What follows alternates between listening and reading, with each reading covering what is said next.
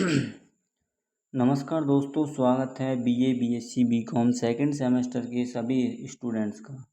तो आज की इस क्लास में हम बात करने वाले हैं जो आपका नया एग्ज़ाम है एआई फॉर ऑल का। तो उसके हम 300 एमसीक्यूज़ को 3 पार्ट में डिवाइड करके कराएंगे। इस क्लास में हम 100 एमसीक्यूज़ को कराएंगे, फिर अगली क्लास में भी 100 एमसीक्यूज़ कराएंगे और फिर 100 एमसीक्यूज़। ये आपका न्यू एजुकेशन पॉलिसी 2020 के अकॉर्डिंग दिया गया है एआई फॉर ऑल का एग्ज़ाम, और ये सभी को देना अनिवार्य है बीए सेकंड सेमेस्टर में जितने भी स्टूडेंट हैं। जिसका एग्ज़ाम 2 जुलाई को होगा, जिनका छूट जाएगा 3 जुलाई को होगा, और 7 जुलाई को आपका एक्सटर्नल एग्ज़ाम है। इंटरनल 2 और 3 जुलाई को है। एक्सटर्नल कब है? 7 जुलाई को। और 7 जुलाई वाला आपका ऑफलाइन रहेगा, जैसे आपके एग्ज़ाम नॉर्मल होते हैं एमसीक्यू फॉर्मेट में। और जो आपका 2 जुलाई वाला है ये आपका ऑनलाइन एग्ज़ाम होगा। तो दोस्तों ये जो आप इसमें आपकी 25 यूनिट हैं। मैंने सभी 25 यूनिट से जो भी मोस्ट इम्पोर्टेंट क्वेश्चन है 5 से 6 उनको मैं उठा के लेकर आया हूँ। और ये इतने इम्पोर्टेंट क्वेश्चन हैं कि आपके लिए काफ़ी मोस्ट इम्पोर्टेंट होने वाले हैं। और इससे पहले मैंने एक क्लास करा दी है जो 60 एमसीक्यूज़ हैं, वो आपकी पीवाईक्यूज़ हैं, यानी वो आपका प्रैक्टिस सेट है, प्रीवियस ईयर क्वेश्चन है जो आपके किसी और यूनिवर्सिटी में अन्य एग्ज़ाम में एआई फॉर ऑल का एग्ज़ाम करा दिया गया है। तो वो वाला एग्ज़ाम है, तो उसको ज़रूर देख लीजिएगा। उससे आपको पता लग जाएगा कि आपका एग्ज़ाम भी कैसा बनने वाला है। और यहाँ से आपको मोस्ट इम्पोर्टेंट एमसीक्यूज़ देखने को मिलेंगे, तो इनको आप तैयार कर लीजिएगा। इसी प्रकार के आपके एमसीक्यूज़ उसमें आएंगे। तो ज़्यादा देरी ना करते हुए वीडियो को करेंगे स्टार्ट। एक चीज़ और मैं आपको बता देता हूँ, अगर आपने अभी तक हमारे चैनल को सब्सक्राइब नहीं किया है तो सब्सक्राइब कर लीजिएगा और अपने दोस्तों के साथ शेयर भी कर दीजिएगा, जिससे उनकी भी मदद हो जाएगी। और जब भी आपका एग्ज़ाम हो जाए ऑफलाइन वाला, तो आप हमारे इस व्हाट्सअप नंबर में इसका पीडीएफ सेंड कर दीजिए करें, या आपको कोई प्रॉब्लम है जब भी आप पूछ सकते हो। 72 48 10 56 50, ये हमारा व्हाट्सअप नंबर है। इस पर आप कभी भी मैसेज करो, कोई भी प्रॉब्लम है, पीडीएफ चाहिए तो भी, या फिर आपके एग्ज़ाम की तैयारी ठीक नहीं है उसके लिए, आपके किसी प्रकार की आपको मतलब राय चाहिए या फिर नॉलेज चाहिए, मतलब कुछ भी पूछना हो तो आप हमसे पूछ सकते हो। एंड ओवरऑल ज़्यादा देरी नहीं करेंगे वीडियो में, टाइम बहुत ज़्यादा हो रहा है, मुझे नींद भी आ रही है, 1 बज रहा है, तो मैं रिकॉर्ड कर रहा हूँ, इस टाइम सब सो चुके हैं। देखेंगे पहला क्वेश्चन है आपका। ये पहला क्वेश्चन यूनिट 1 और यूनिट 2 से लिए गए हैं, जिसमें overview of AI and history दिया गया है आपका एआई से रिलेटेड। तो पहला क्वेश्चन है आपका आर्टिफिशियल इंटेलिजेंस। आर्टिफिशियल इंटेलिजेंस का मुख्य उद्देश्य क्या है? ये क्वेश्चन आपसे पूछा जा सकता है। तो इसका है आंसर ऑप्शन बी, मानवीय सोच और समझ की नकल करना। अगला क्वेश्चन है आपका ऑटोमेशन और एआई के बीच का सबसे बड़ा अंतर क्या है? ऑटोमेशन और एआई के बीच सबसे बड़ा अंतर है, ऑटोमेशन पहले से तय नियम यानी प्री प्रोग्राम्ड रूल पर चलता है, और जबकि एआई डेटा से सीखकर निर्णय लेता है। ऑप्शन बी इसका राइट आंसर है। अगला क्वेश्चन है आपका एआई का जनक यानी फादर ऑफ एआई किसे कहा जाता है? तो इसका सही आंसर है जॉन मैकार्थी को। ऑप्शन बी इसका राइट आंसर हो जाएगा। अगला क्वेश्चन है आज के समय में एआई का मुख्य उपयोग यानी मेजर यूज इनमें से क्या है?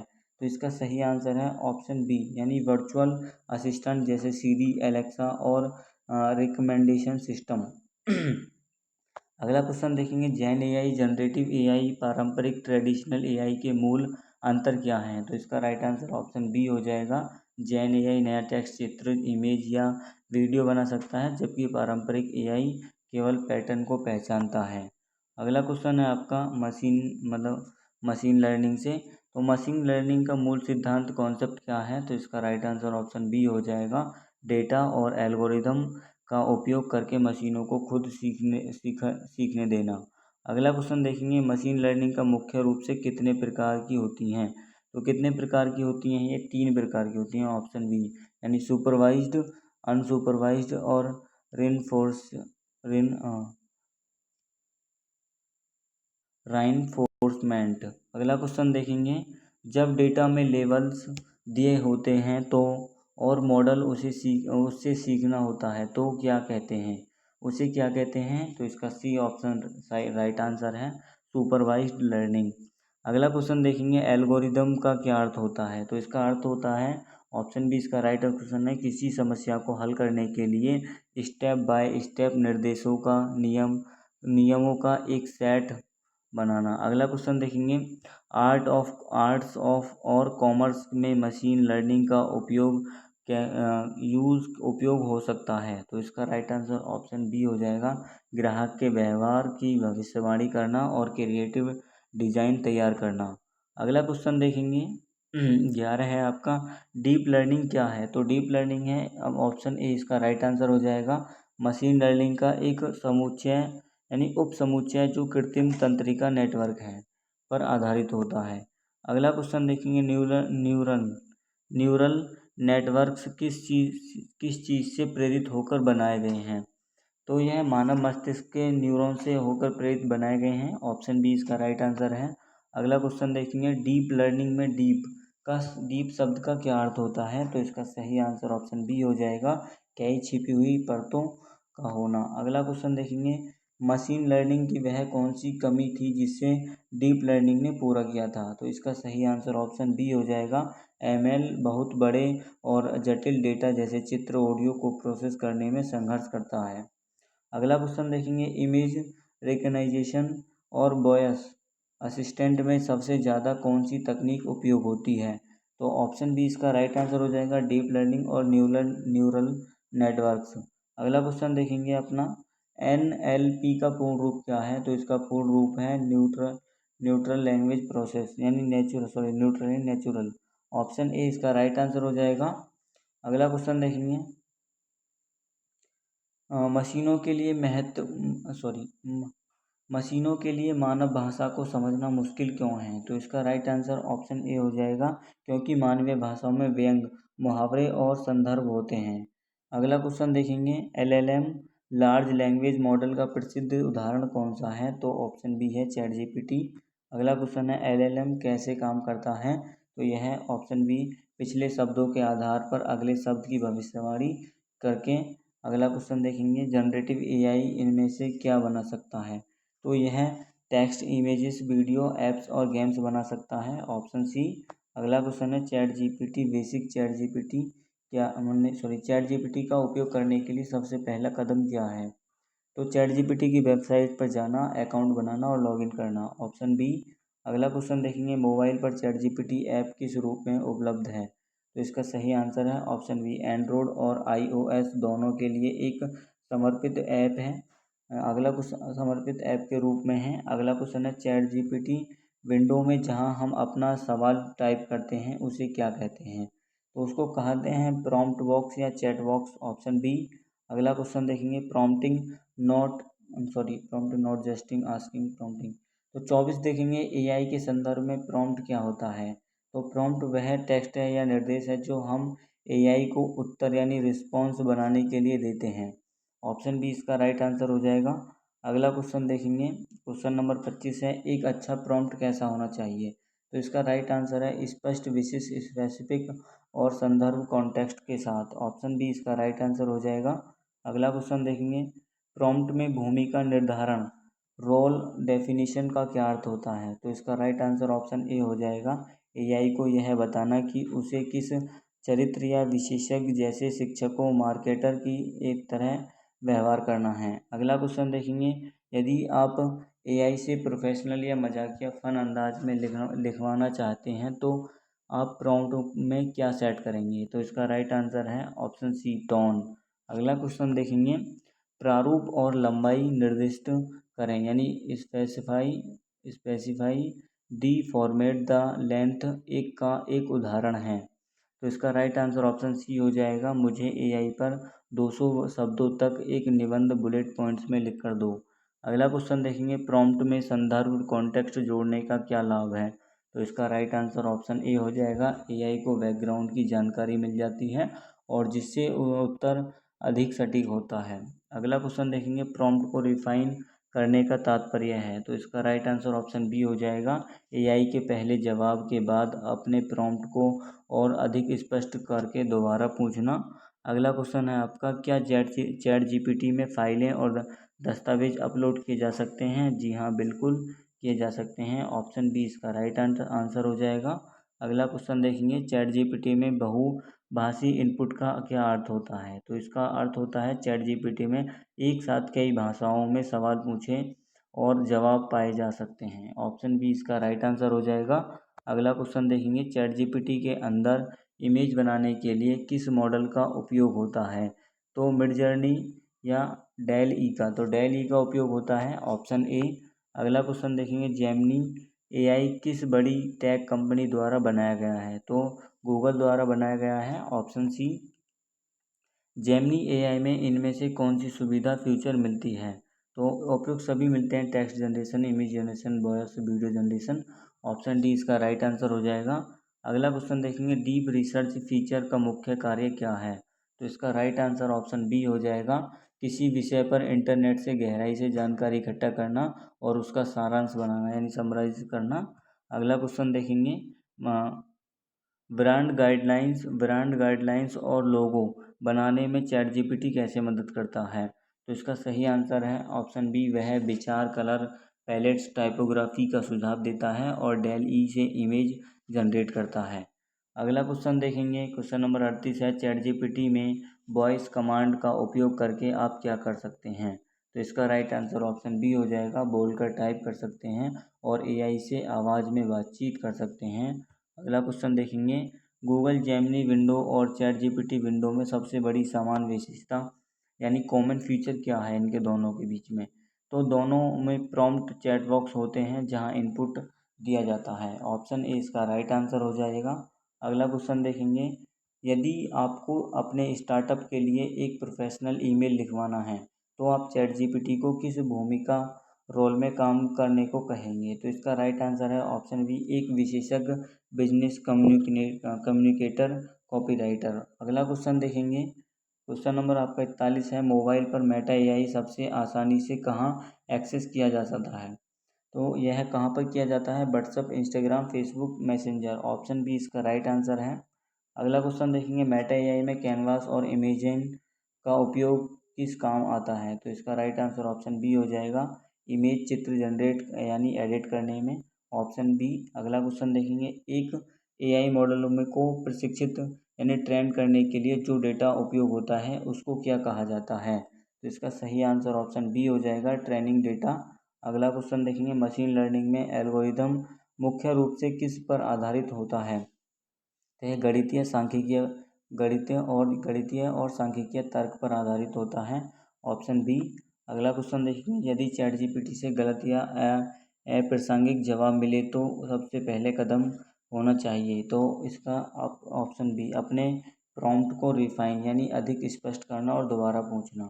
अगला क्वेश्चन देखेंगे, प्रॉम्प्ट इंजीनियरिंग में उद्देश्य निर्दिष्ट करें यानी स्पेसिफाई पर्पस का क्या अर्थ होता है? तो इसका राइट आंसर ऑप्शन ए हो जाएगा, एआई को यह बताना कि कंटेंट किस काम उद्देश्य के लिए बन रहा है, जैसे परीक्षा की तैयारी या मार्केटिंग के लिए, ऑप्शन ए। अगला क्वेश्चन देखेंगे, इनमें से क्या जनरेटिव एआई की एक सीमा हो सकती है? यह कभी कभी गलत जानकारी को सच की तरह पेश करता है, तो ऑप्शन ए। अगला क्वेश्चन देखेंगे, चार्ट्स और इलिस्ट्रेशन बनाने में चैट जीपीटी कैसे मदद करता है? तो डेटा देकर उसे ग्राफ या चार्ट का कोड इमेज बनाने के लिए प्रॉम्प्ट किया जाता है, तो ऑप्शन ए। अगला क्वेश्चन देखेंगे, मेटा एआई का इमेजिन कमांड किस लिए उपयोग होता है? तो यह टेक्स्ट इनपुट से तस्वीर बनाने या इमेज बनाने में, ऑप्शन बी। अगला क्वेश्चन देखेंगे, इनमें से किस टूल को एक्सेस करने के लिए आपको व्हाट्सएप का इस्तेमाल करना सबसे आसान है? तो ऑप्शन सी इसका सही आंसर हो जाएगा, मेटा एआई का। अगला क्वेश्चन देखेंगे, क्वेश्चन आपका यूनिट 12 और 15 से हैं, डीप सीक, गामा, नैपकिन और गूगल एआई स्टूडियो के बारे में एमसीक्यूज हैं आपके। अगला क्वेश्चन तो 51 क्वेश्चन है आपका, डीप सीक क्या है और इसका मुख्य कार्य क्या है? तो इसका राइट आंसर है ऑप्शन बी, एक उन्नत यानी एडवांस एआई मॉडल है जो टेक्स्ट इमेज दोनों जनरेट कर सकता है। अगला क्वेश्चन देखेंगे, क्वेश्चन आपका 52 है, गामा एआई टूल का सबसे मुख्य उपयोग क्या है? तो इसका सही आंसर ऑप्शन बी हो जाएगा, टेक्स्ट प्रॉम्प्ट देकर आकर्षित प्रेजेंटेशन पीपीटी बनाना। तो साथियों, मैं आपको एक चीज़ इन्फॉर्मेशन दे रहा हूँ कि कुछ टाइम बाद मैं अपनी इंस्टाग्राम पे 50 एआई टूल सिखाने वाला हूँ, और हो सकता है उसकी लॉन्ग वीडियो आपको इस चैनल पर भी देखने को मिल जाए।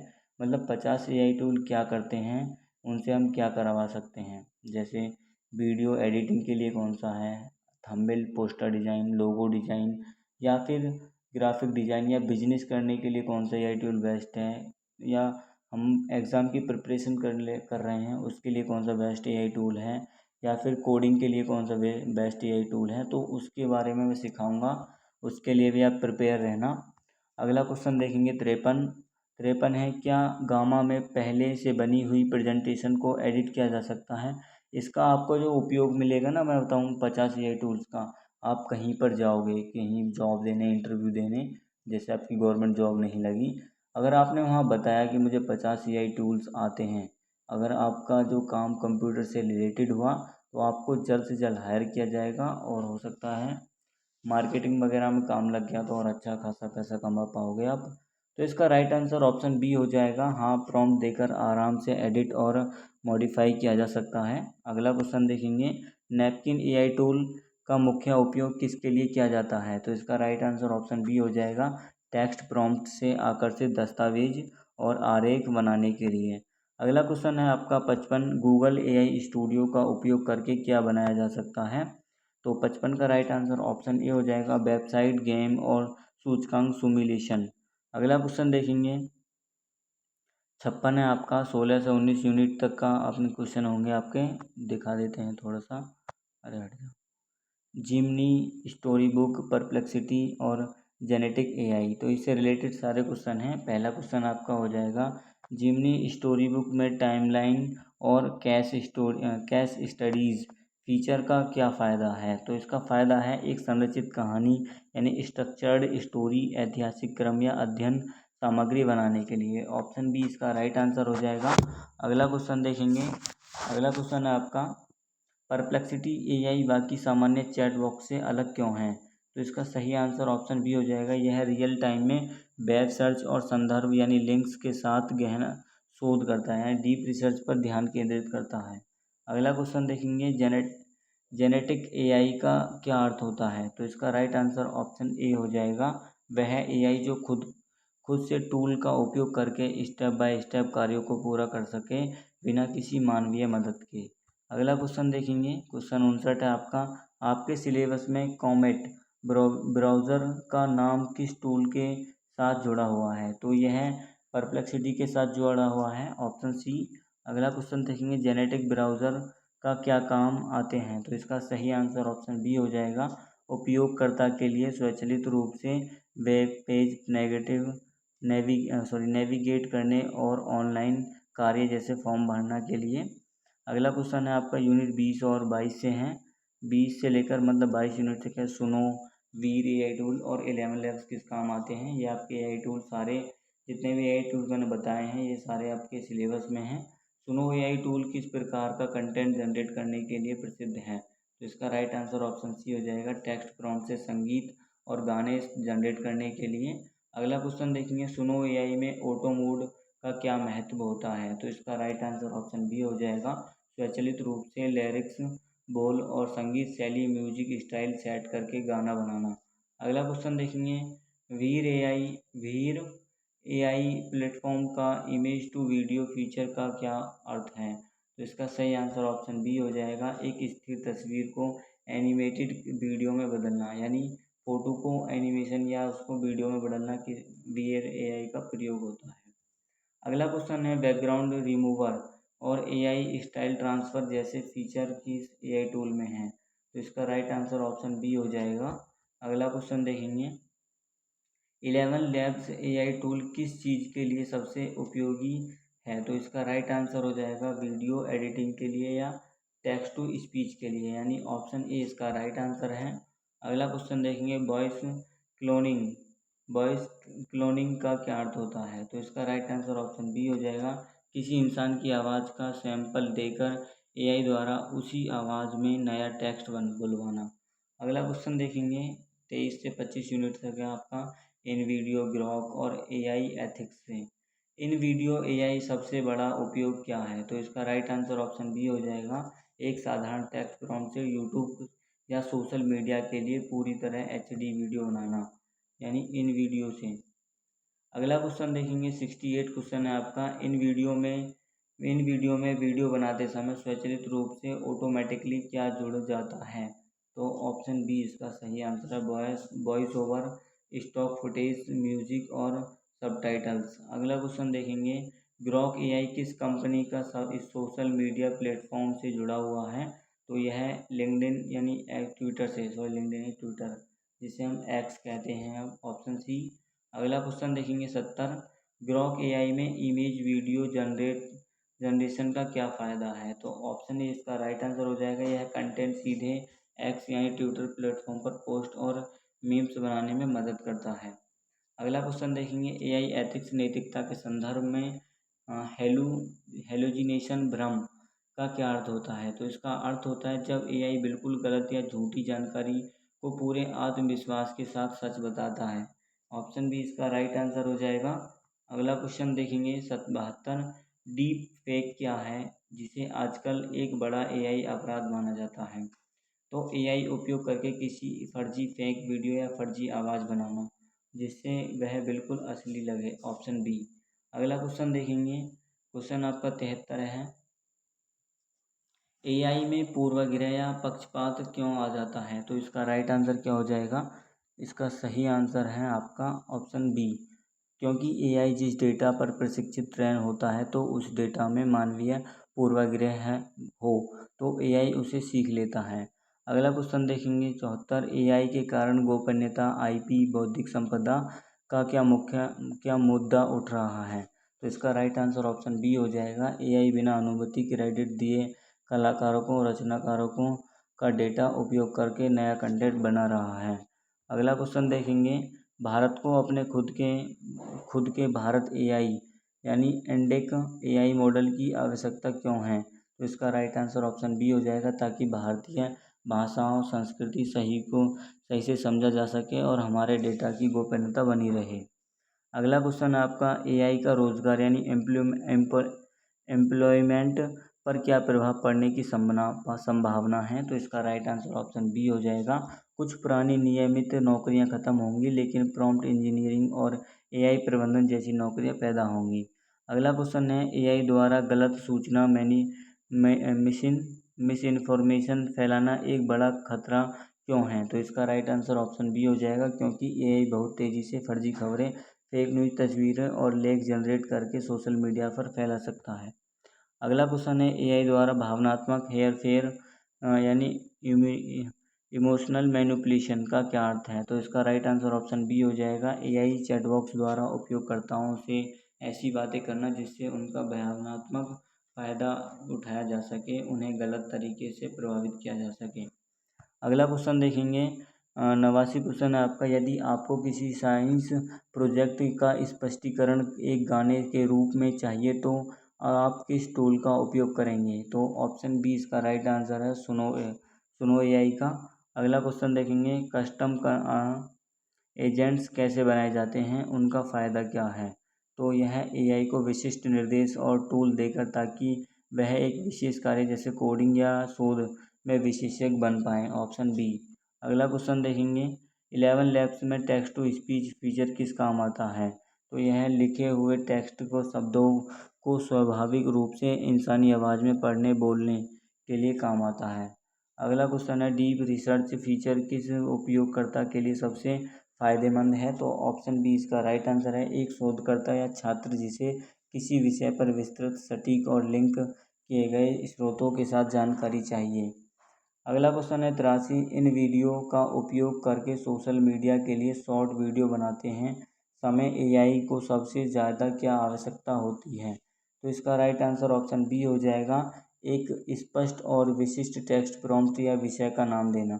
अगला क्वेश्चन देखेंगे, गूगल एआई स्टूडियो में वेबसाइट क्रिएशन फीचर किस लिए दिया गया है?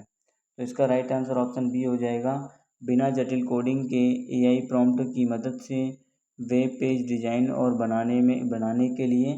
अगला क्वेश्चन देखेंगे 85, एआई मॉडल में गलत सूचना, फर्जी कंटेंट पहचानने का सबसे अच्छा कौन सा है? तो एआई द्वारा बनाए गए कंटेंट पर वाटरमार्क लगाना और फैक्ट चेक टूल पर का उपयोग करना।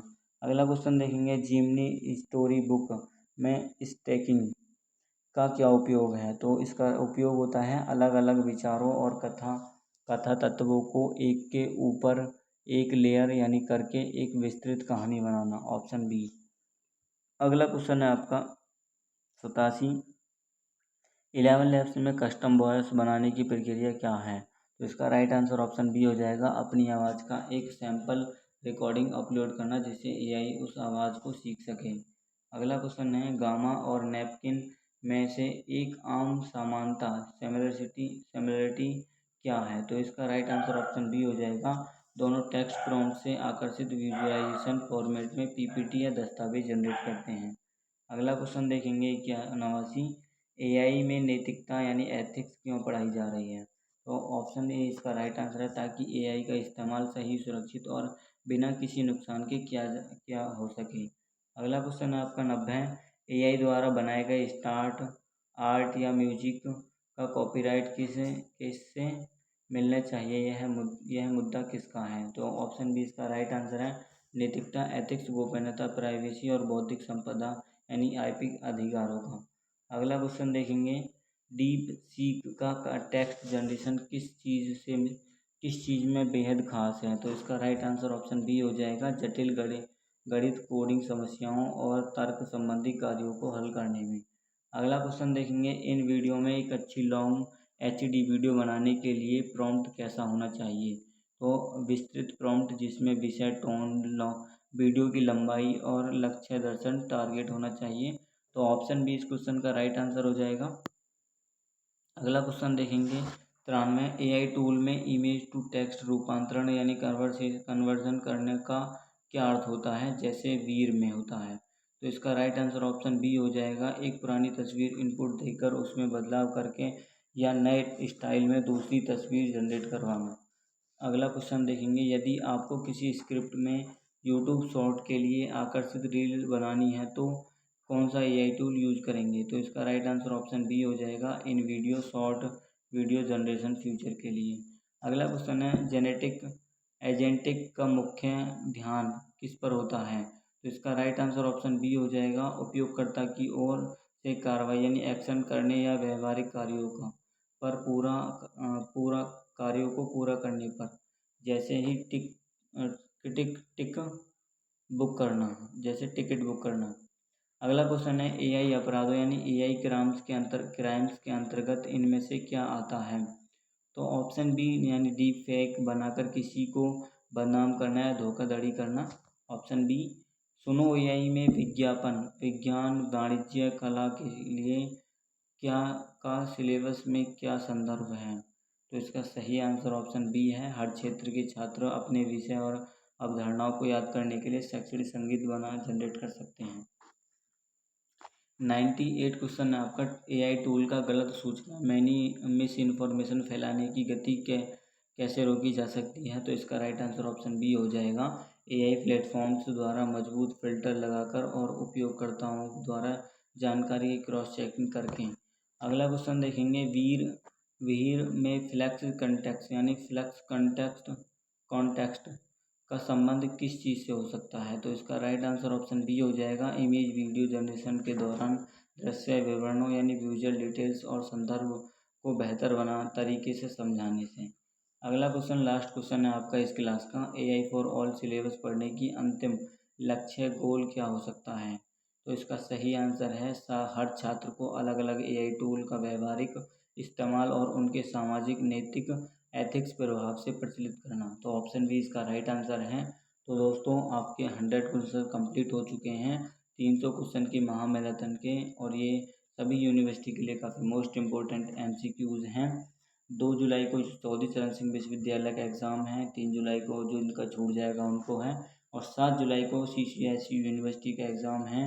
तो उनके लिए काफ़ी मोस्ट इम्पोर्टेंट है। एंड इसके बाद आपको मैंने एक वादा किया है कि आपको 50 एआई टूल्स मैं सिखाऊंगा इंस्टाग्राम पे या फिर यूट्यूब पे। तो दोनों में से एक पे मैं आपको 50 एआई टूल सिखाऊंगा, उसकी प्रॉम्प्ट दूंगा आपको, उसमें क्या बनाना सीखना है, क्या बनाते हैं क्या नहीं, तो सारा कुछ बताऊंगा।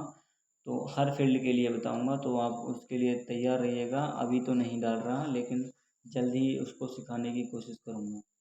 और आपको वीडियो कैसी लगी कमेंट बॉक्स में ज़रूर बताइएगा। एंड आपने अभी तक चैनल को सब्सक्राइब नहीं किया है तो सब्सक्राइब कर लीजिएगा, और दोस्तों के साथ वीडियो को शेयर कर दीजिएगा, जिससे उनकी भी मदद हो जाएगी। एंड हमारे चैनल पर भी सब्सक्राइबर 200 700 को 80 हैं, तो आपको मैक्सिमम 1000 का चैलेंज हम आज दे रहे हैं। अगर आपने 1000 सब्सक्राइबर करवाए तो आपके लिए कुछ सरप्राइज़ सोचेंगे हम। सोचेंगे नहीं, फिर मिले मतलब सभी के लिए सरप्राइज़ मिलेगा। ऐसी वीडियो आएगी कि आप खुद बोलोगे कि अच्छा कोर्स है। तो फिर मिलते हैं फिर नेक्स्ट वीडियो में। तब तक के लिए बने रहिएगा। जय हिंद, जय भारत। धन्यवाद।